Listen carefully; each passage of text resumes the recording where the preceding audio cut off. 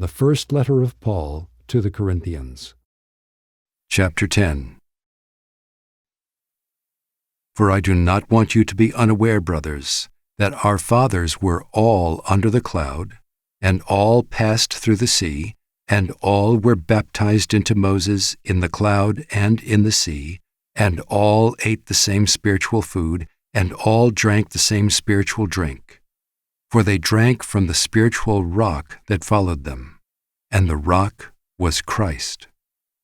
Nevertheless, with most of them God was not pleased, for they were overthrown in the wilderness. Now these things took place as examples for us, that we might not desire evil, as they did. Do not be idolaters, as some of them were. As it is written, the people sat down to eat and drink, and rose up to play. We must not indulge in sexual immorality, as some of them did, and 23,000 fell in a single day. We must not put Christ to the test, as some of them did and were destroyed by serpents, nor grumble, as some of them did and were destroyed by the destroyer.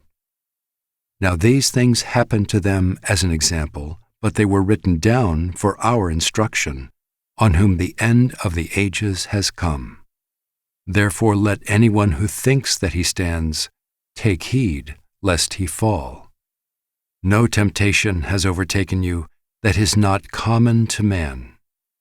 God is faithful, and he will not let you be tempted beyond your ability, but with the temptation he will also provide the way of escape, that you may be able to endure it. Therefore, my beloved, flee from idolatry. I speak as to sensible people. Judge for yourselves what I say. The cup of blessing that we bless, is it not a participation in the blood of Christ? The bread that we break, is it not a participation in the body of Christ? Because there is one bread, we who are many are one body, for we all partake of the one bread. Consider the people of Israel. Are not those who eat the sacrifices participants in the altar? What do I imply then? That food offered to idols is anything, or that an idol is anything?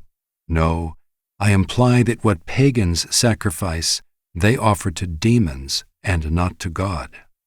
I do not want you to be participants with demons. You cannot drink the cup of the Lord and the cup of demons. You cannot partake of the table of the Lord and the table of demons. Shall we provoke the Lord to jealousy? Are we stronger than he? All things are lawful, but not all things are helpful.